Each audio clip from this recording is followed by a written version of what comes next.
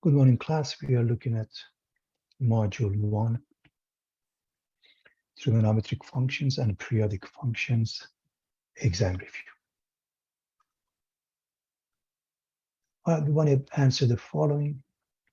It's pretty straightforward.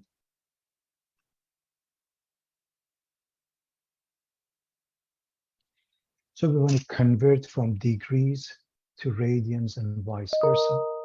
So I remind you of the relationship that pi radian is equal to 180 degrees. Therefore, you can replace the d here and find r, or replace the r here and find d.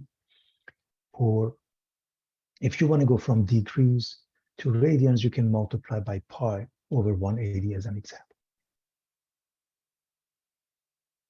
7 pi. If we want to go from radians to degrees, we multiply by the reciprocal of that, 180 over pi. Pi cancel each other, we simplify, and we get 324 degrees.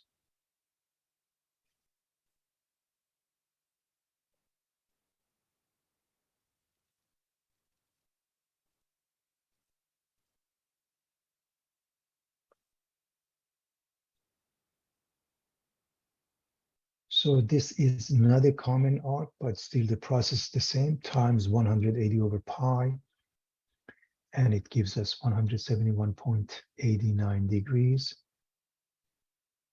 14 pi over 3. We know that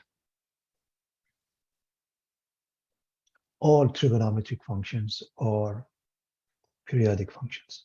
All of them have 2k pi as their period except tangent and cotangent. So all you have to do, take off multiples of 2 pi. So 14 pi over 3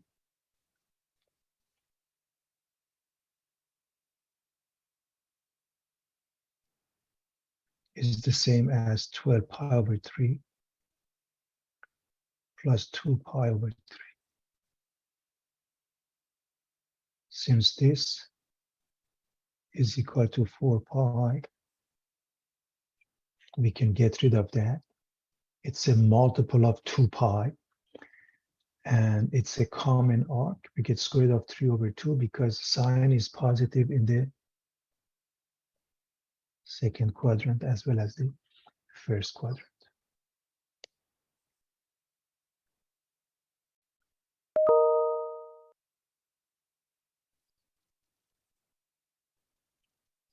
All right. Answer the following question. Name the quadrant that contains the terminal point of arc T equals 2. So why don't we go over the synopsis of what we know about this concept before we answer that.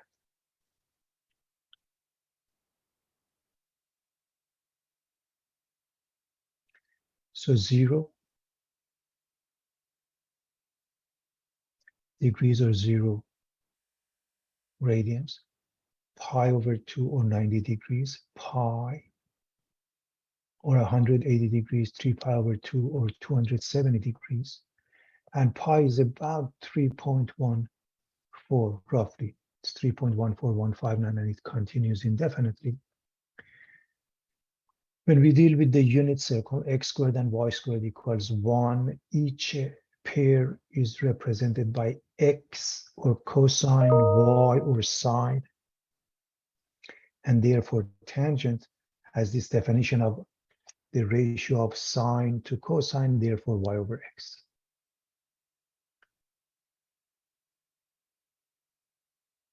The rest of it, cotangent, cosecant, and secant, those are reciprocal of the others. Cotangent is the reciprocal of tangent, cosecant is the reciprocal of sine, and secant is the reciprocal of cosine. Pi over 2 is about 1.57. So this number is about 1.57. Pi is about 3.14. 2 pi is about 6.28. So in this vicinity, this t is between 0 and 1.57 roughly. in the second quadrant, between 1.57 and 3.14. In the third quadrant, between 3.14 and 3 power 2, which is about 4.71. And in the fourth quadrant, between 3 power 2, which is about 4.71, and 2 pi, which is about 6.28. Therefore, the answer to our question, t equals 2, it's between these two numbers. It's in the second quadrant.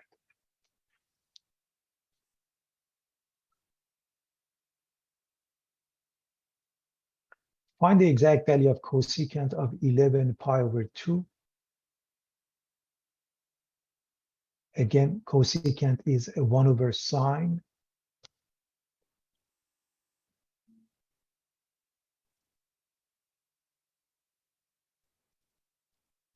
And it is 8 pi over 2 plus 3 pi over 2. Why 8 pi over 2 we are choosing? Because multiples of 2 pi, 8 pi over 2 is equal to 4 pi, multiples of 2 pi. So it's the same as cosecant of 3 pi over 2, where the reference arc is pi over 2, and we write it as 1 over sine. We know sine is negative 1, therefore 1 over negative 1 is still negative 1.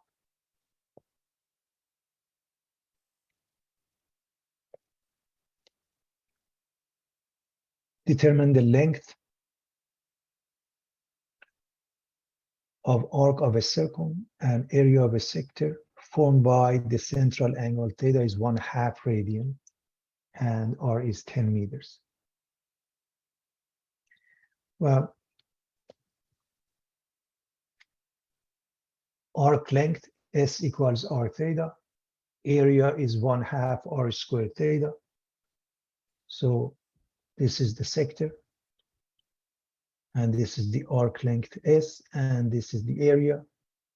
The formulas are S, the distance along the curve is r theta, and this area, shaded region, A equals 1/2 r squared theta. So all we have to do, replace the r and theta here. And the units would be the units of r. For the area, 1/2 r squared, so 1/2 10 squared times 1/2. So this is 100 divided by 4, 25 meters squared. Because of r squared, the units. We should always pay attention to the units. In the second case, it is important to remember theta must be in radians. And this is one of those common arcs. We know it to be pi over 3. And now we can use the formula. So it's precisely 5 pi over 3 feet. If we want to use a calculator and approximate it with a bunch of decimals, we can do that. Area is 1/2 r squared theta, where r is 5. When you square it, it becomes 25. Theta is pi over 3. So we have 25 pi in the numerator, 6 in the denominator precisely. This is the exact answer. Using a calculator with a bunch of decimals, 13.090 square feet.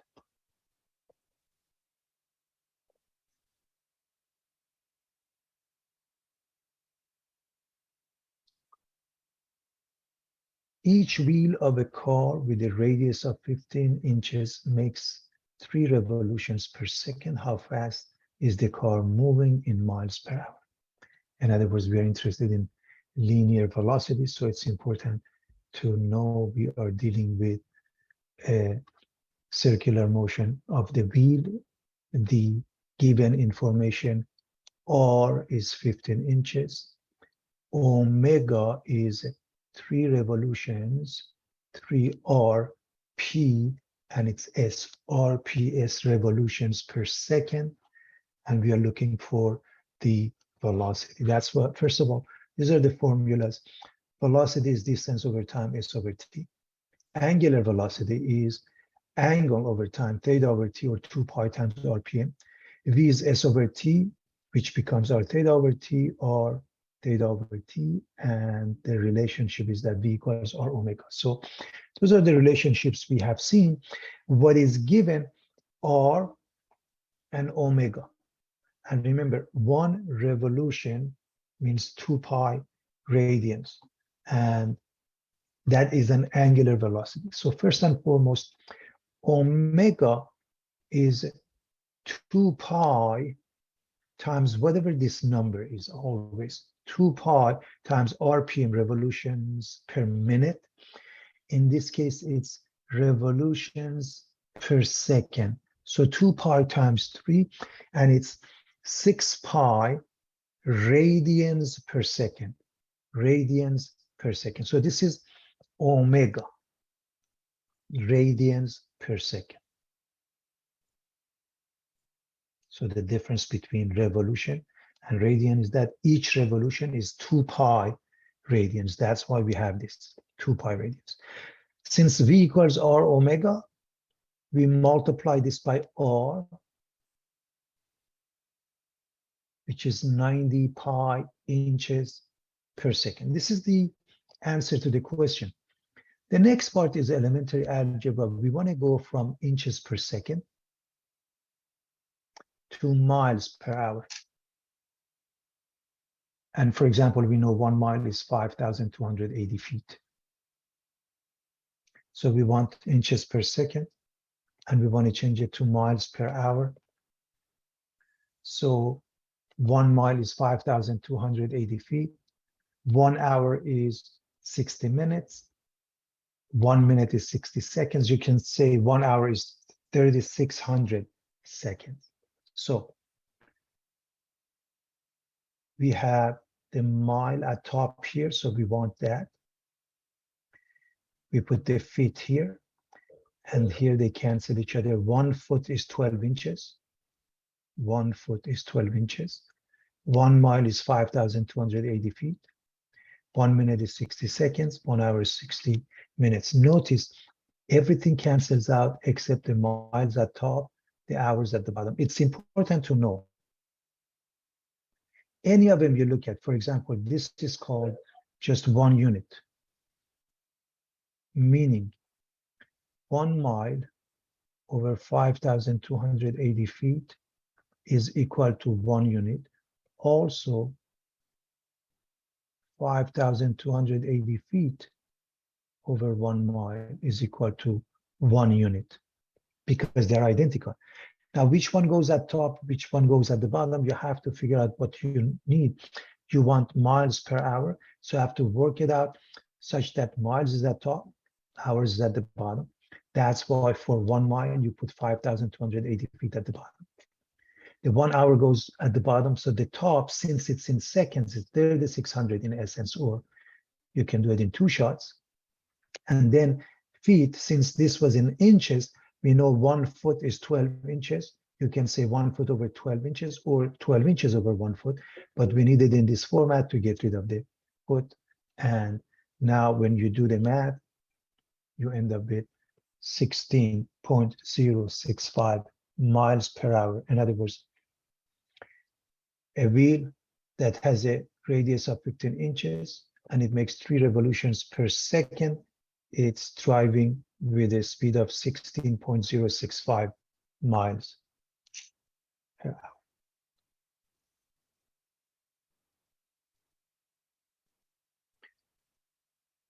If the length of an arc S is given to be 15 inches, the radius is 6, we want to find the angle theta this arc subtends. So we are looking at this case where S is 50, R is 6, and the angle is missing. So that's important to understand what is given, what is missing. We know S equals R theta. S equals R theta. Therefore, theta is S over R. And you plug in 50 over 6, and it's 25 thirds radians. You always answer in radians. To find the area of a sector, it's 1/2 r squared theta. We have the r, and we just found the theta plug in. So 1/2 times r squared, which is 6 squared, times theta, which is 25 thirds,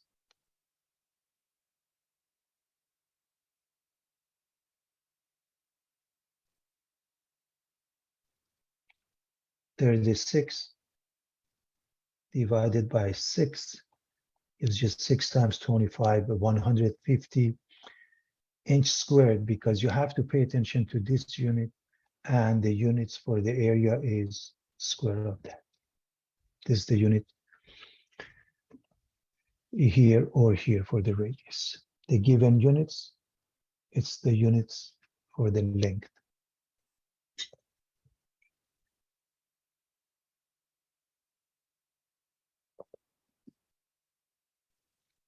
You want to find the linear velocity of a cylinder with a 2 feet radius that is spinning at 40 RPM, revolutions per minute. Remember, each revolution means 2 pi radians. That is always the case. So 2 pi times RPM becomes omega. So what is given? The radius is 2 feet. Omega is 40 RPM, and we want the velocity. And this must always be changed to radians.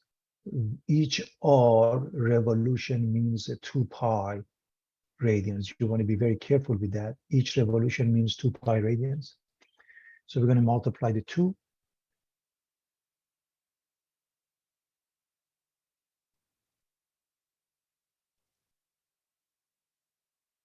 And it's 80 pi radians per minute. So that's the angular velocity. Remember, M stands for minutes. That's why we have this M stands for minutes, RPM. Revolution per minute, 40 revolutions per minute is the same as 80 pi radians per minute. R omega, V equals R omega. Multiply the two numbers. R is a 2, we just found the omega.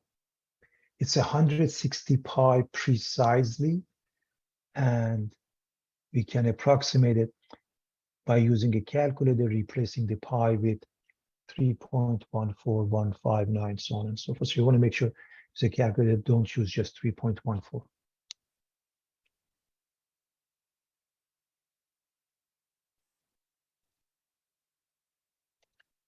Find the exact value of each of the remaining trigonometric functions, given that tangent is negative square root of 3/3 and sine is positive. First and foremost, remember, tangent is positive in the first and third quadrant, negative in the second and fourth. Sine is positive in the first and second quadrant. Therefore, we are dealing with quadrant 2. These are some formulas just to refresh your memory. We're going to use them. X squared plus y squared equals r squared, so on and so forth. But tangent is negative, sine is positive, and that means quadrant 2, because sine is negative. Sine is negative in quadrant 2 and 4. Sine is positive in quadrant 1 and 2. Then it has to be quadrant 2, and theta becomes 5 pi over 6, because square root of 3/3 tangent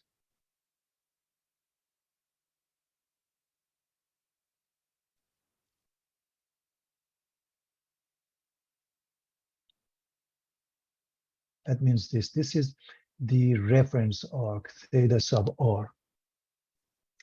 Because it's negative, it's 5 pi, and we know it's in the second quadrant. And the second quadrant would be pi minus pi over 6, which is 5 pi over 6.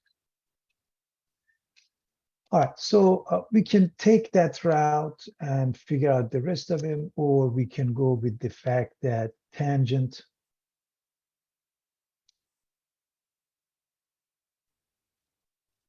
is y over x, and in the second quadrant, x is negative, y is positive, and now we can use these formulas to come up with the answer. So to come up with the answer, sine theta is 1/2.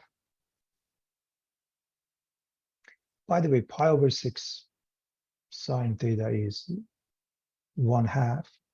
In the second quadrant, sine is also positive, so it's the same thing, 1/2. So sine of pi over 6 and 5 pi over 6 are the same. If we want to go with calculating the r, we can do that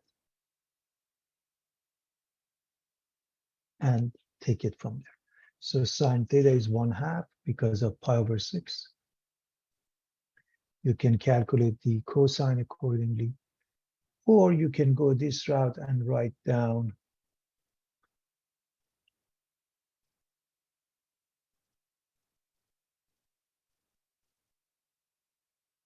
x squared plus y squared equals r squared. And this is 9, this is 3, 12, and r becomes square root of 12, which is 4 times 3, which makes it 2 square root of 3. And now you can use this value for r.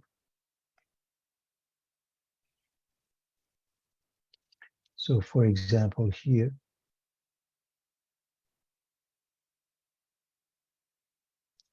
you can say sine is y over r, and you get 1/2, and you can work on the rest of them in the same manner.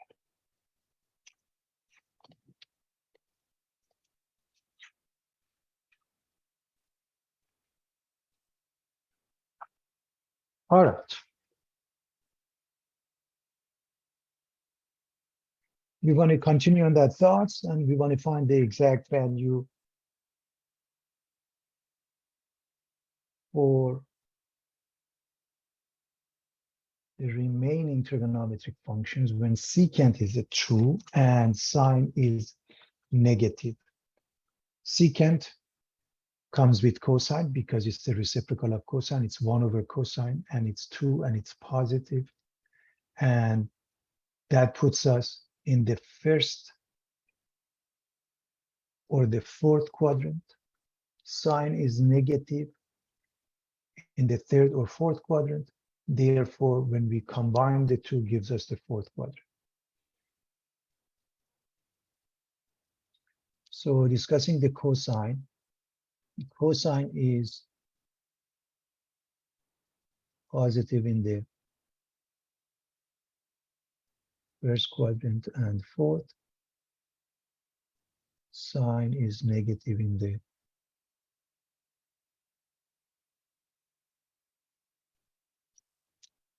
third. First, let me write the third and the fourth.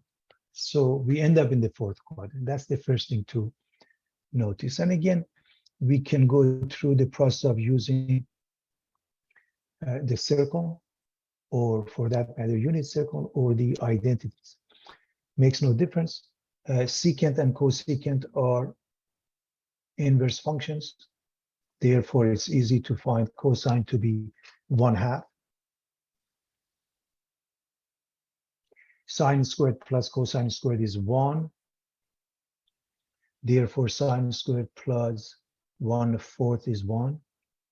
If I subtract the 1/4 from 1,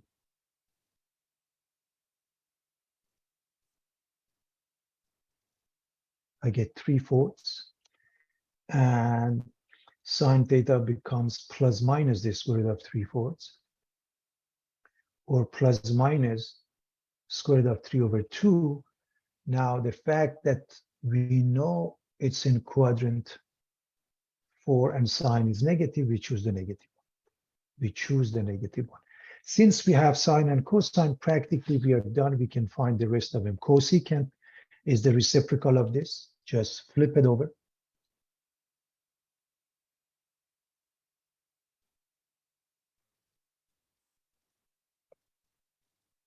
Now, normally we rationalize this, so we multiply by square root of 3/3, and we end up with -2 square root of 3/3. In order to find the tangent and cotangent, one easy way we know tangent is sine over cosine. And therefore, the ratio of the two gives us negative square root of 3, and cotangent is the reciprocal of this number, or negative square root of 3/3. We are done. We just on the side. It's a good practice to write all of this just for organization. So this is completely organized.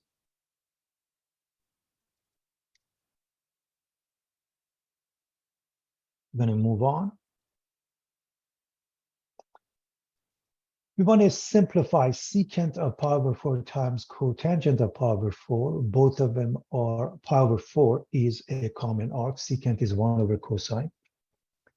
And cosine is square root of 2/2. Cotangent of pi over 4, just like tangent of pi over 4, is 1. And so this is 2 over square root of 2, which is simply square root of 2.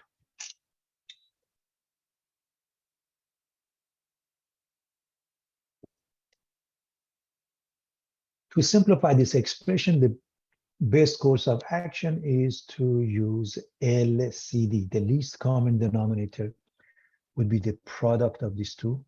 So this times this minus this times this comes to the numerator. Take LCD, the product of these two, then sine theta plus cosine theta times cosine theta. So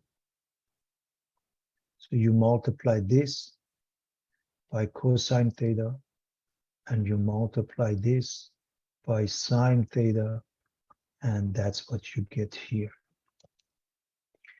Now, Pythagorean theorem says, or identities, I should say in this case, Pythagorean identities, sine squared plus cosine squared is 1, 1 plus tan squared is secant squared, 1 plus cotangent squared is cosecant squared. We use this one and we combine these two. We drop those two and we get 1 in the numerator.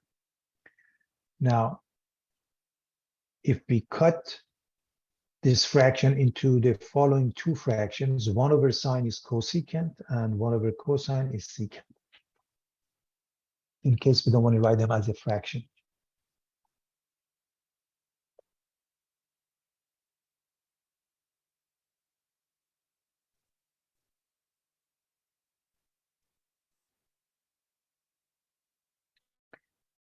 We want to simplify this expression. Remembering Pythagorean identities would be helpful. So we put these two together. We know the answer is 1 for that. So we get 1 plus cotangent squared, which gives us cosecant squared.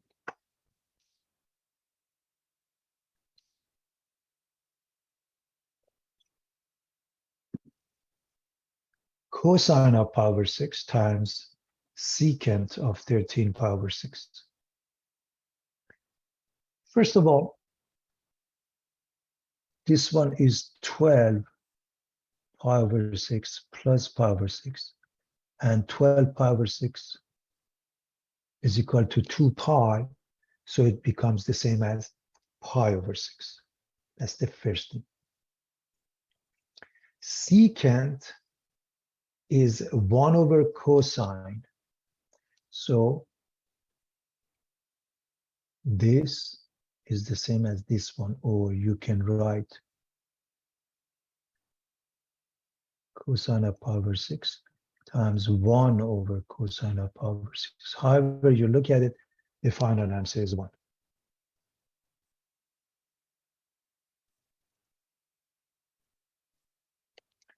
Cotangent of theta, cotangent of theta minus pi, cotangent of theta minus 2 pi. Remember, periodic functions, all trigonometric functions have a period of 2 pi except tangent and cotangent pi. So whether you add pi or subtract pi, in this case, whether you add 2 pi or subtract 2 pi, gives you the same answer. So this ends up being, because it's pi, this ends up being cotangent theta. And because this is multiples of pi, also cotangent, and they add up to 3 of those.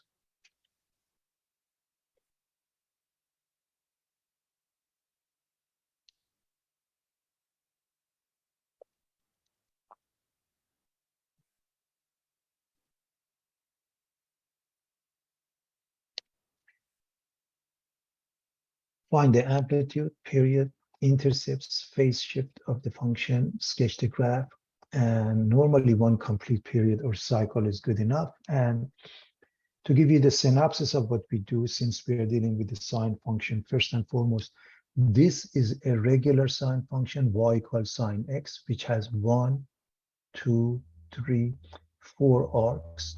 We go from 0 to 2 pi.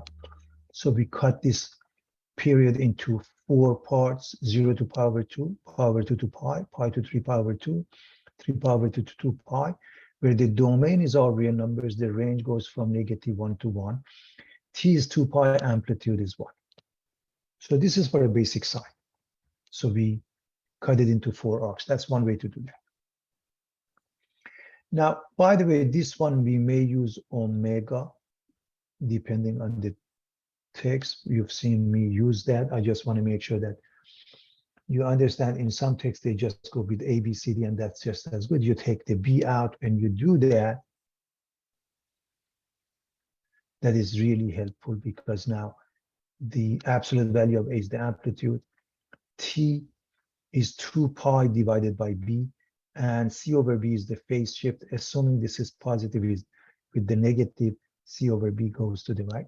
And D is what adjusted along the vertical axis. It takes it up and down.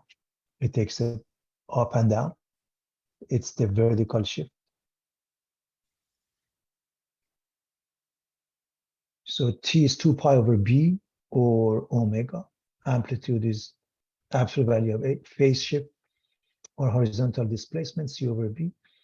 If C is negative, phase shift, P is short for phase shift, is to the left, positive to the right. Note the midline of a function is the horizontal line midway between the maximum and minimum value of the function. For y equals sine theta, the midline is the line y equals 0, the horizontal axis. This is the midline. And in general, the midline is y equals d. So if we move it by the amount up or down, that is what is known as the midline. Depending on the text, you want to be familiar with that. So how do we deal with this? So first and foremost, let's write the amplitude, the absolute value of -6. Then let's find the period, which is 2 pi divided by omega or B, and in this case is pi over 3. And it becomes 6. This doesn't move to the right or left. There is no phase shift. So we're going to have 4 parts. We're going to cut this into 4 parts. 6 divided by 4 gives us 3 halves. So we're going to go from 0 to 6 and cutting it into 4 parts. Each part is 3 halves. So the first one is 0 to 3 halves. And then 3 halves to add another 3 halves is 3, so on and so forth.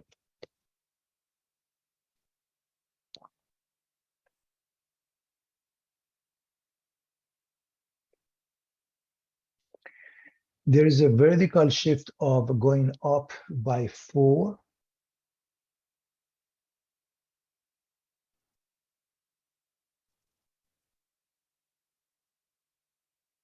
Let's plug in these values. For example, if I put 0 here, sine becomes 0 times minus 6 is 0, and the answer is 4. So we have this pair 0, 4.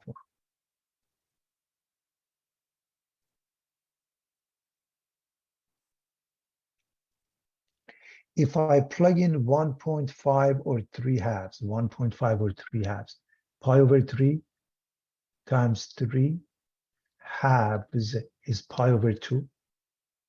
Sine of pi over 2 is positive 1 times, let me show you because I want to make sure that you're comfortable with that. So we are looking at 3 halves or 1.5. So minus 6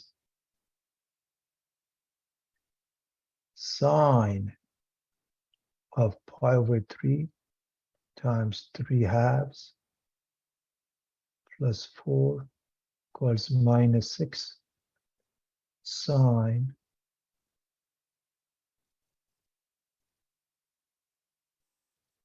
of pi over 2 plus 4. So this is minus 6 times 1 plus 4. It's negative 2. That's how we get this. And you continue with the next one. If you plug in 3 here, they cancel each other. And it becomes sine of pi, which is 0, and you get 4. You get the rest of them, and if you want, you can continue on the left side. And there you have it for one complete cycle.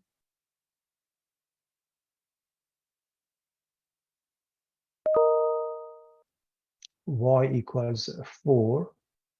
That acts like almost the x-axis. Okay, so it's been shifted up. And the reason sign has been flipped over because of the negative sign. It is also called the midline. And if you put them together and you go indefinitely on both sides, that's what you have here. Now, is this to scale? By no means, but that gives you some idea. So you can pick a few points and graph this easily.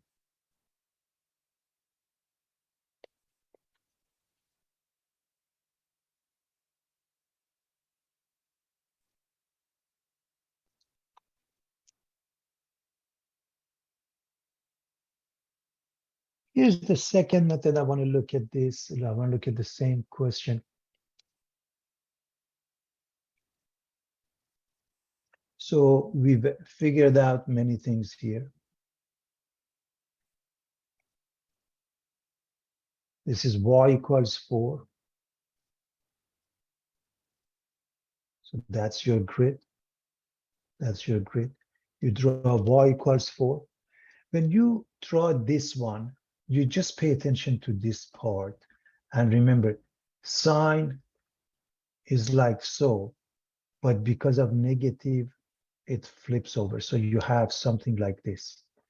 So all you have to do, plot, and we are interested in one complete cycle. So for 0, plug in 4,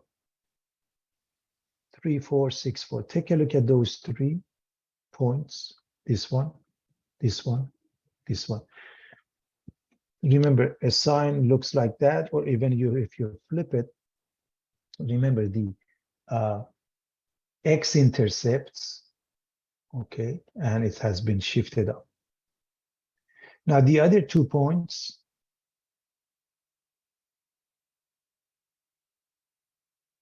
and now put them together. And that's a complete cycle. It may be easier. Or you can even just write this and then shift it up by 4. That may even be easier that way. Which means the y coordinates, you just basically subtract 4 and plot those pairs, you shift them up. So again, there are many different ways you can approach this, whatever that works out for you. We want to come up with one complete cycle for this function. And again, it's a sinusoidal function. The very first thing is to take out the 3 from the parentheses.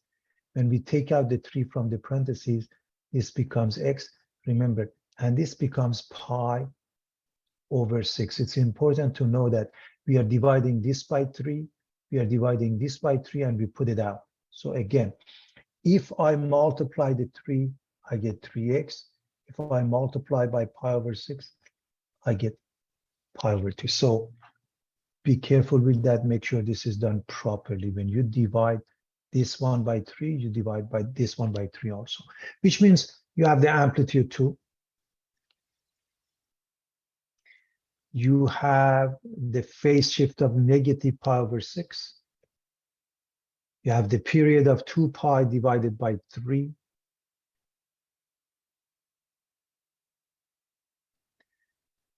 And so we are going to cut this into 4 equal parts. 2 pi over 3 divided by 4 gives us pi over 6. And there's a phase shift. That means we've shifted to the left. So we are going to go to the left by negative pi over 6. This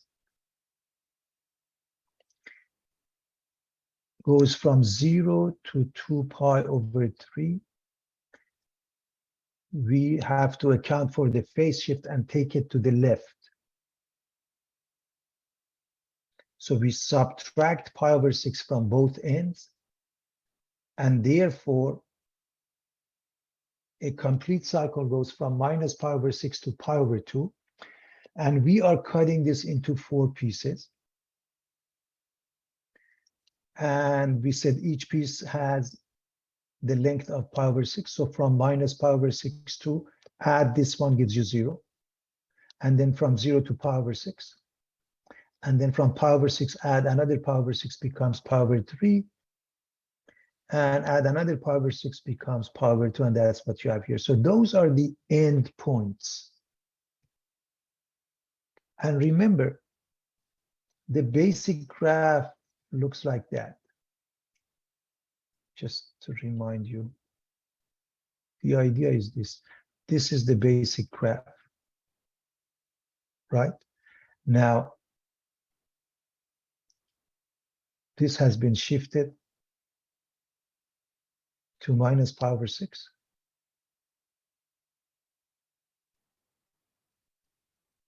So if you, for example, plug in minus pi over 6,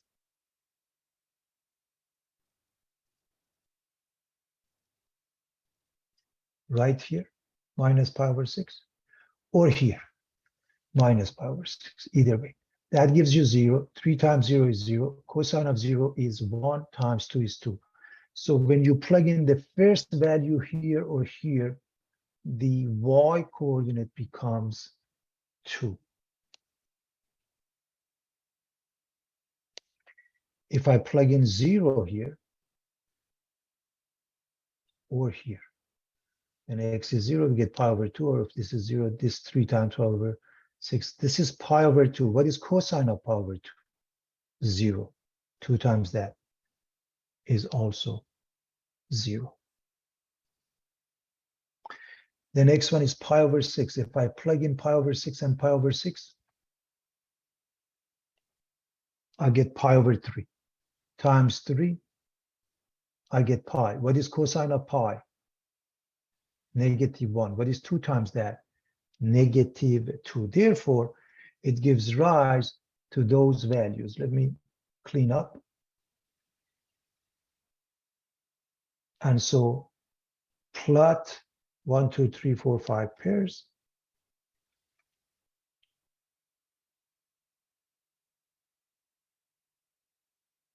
So we want to plot those pairs. These are the pairs we need. 1, 2, 3, 4, 5. There are more pairs, but these are the pairs, these are the endpoints. And if you plug in very carefully, minus pi over 6, 2,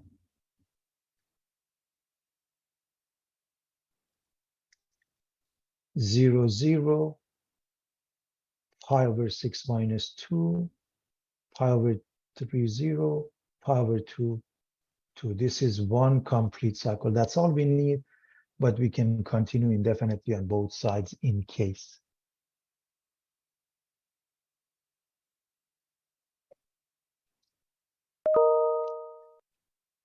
Y equals tan 1/2 x.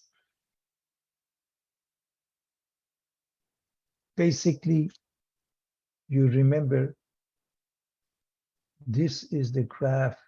Let me just draw that and then I clean it up. So this is the graph of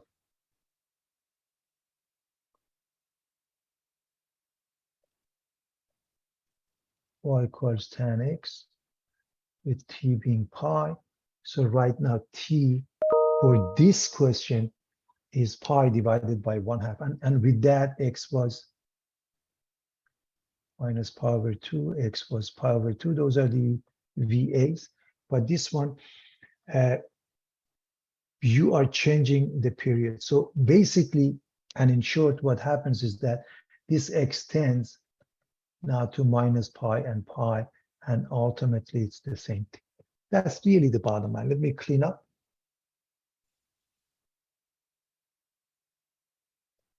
So 2 pi, domain x can't be n pi because remember tangent is sine over cosine, and wherever cosine is 0, it's out, and therefore your vertical asymptotes x equals n pi. It used to be different, it was pi over 2 and negative pi over 2, or 2n plus 1 times pi over 2. Now it's n pi. The range doesn't change, still negative to positive infinity. The vertical asymptotes as a result of the domain have changed. So the graph, and if you plug in minus pi over 2, you get minus pi over 4, which is negative 1. 0 gives you 0. If you plug in pi over 2, divided by 2 is pi over 4, which gives you 1. So those are the pairs that you want to pay attention to. So x equals negative pi, x equals pi. These are the 3 points. And here's a rough graph.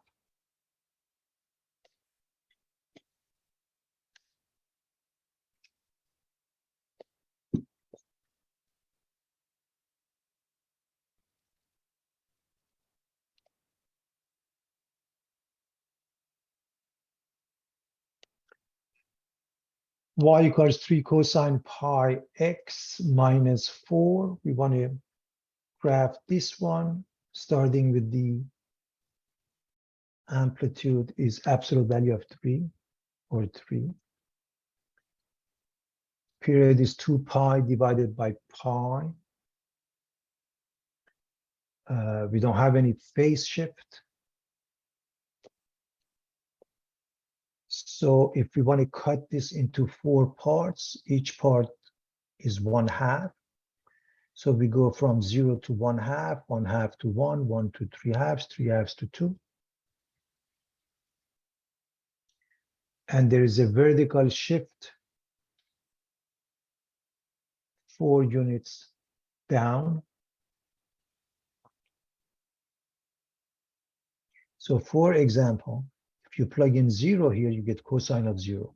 Cosine of 0 is 1 times 3 is 3. So plug in 3 minus 4 gives you negative 1.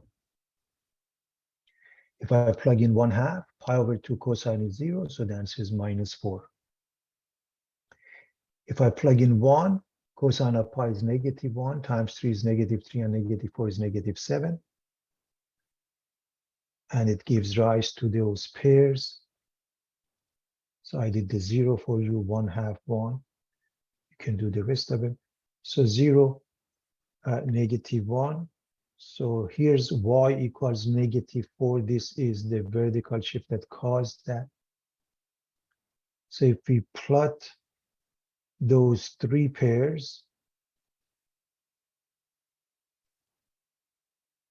max, max, mean,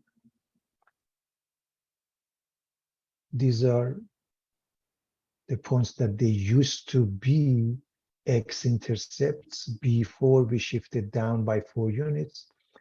And now the graph looks like that. So in short, find the amplitude, new period, if there's a phase shift, cut this into 4 equal parts and plug in the endpoints. Evaluate the endpoints, connect them. That's all you have to do. You have 5 points to evaluate here. Those are easy evaluation, connection, we are done.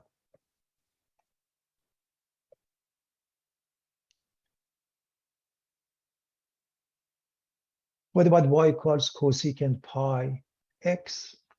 We don't have anything called amplitude for secant, cosecant, tangent, or cotangent. So the very first thing is we want to graph the sine.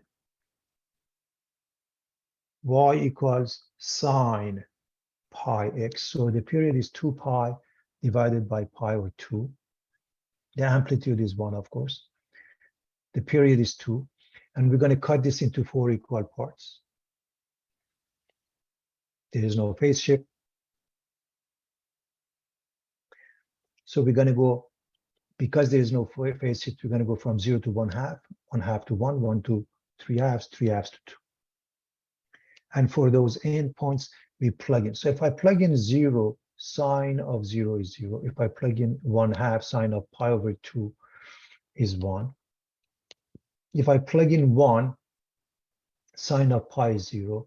If I plug in 3/2, sine of 3 pi over 2 is -1. If I plug in 2, sine of 2 pi is also 0. So we have those. And we are going to graph the sine, ignoring the question for now. So we plot those 3 points. Those are the intercepts, the max, the mean, and we put them together. So we got the sine. So all we have to do, flip this over, and it becomes the cosecant. So flip it over. Domain x can't be n. So we flip them over. Range remains the same, minus infinity to -1, union 1 to infinity.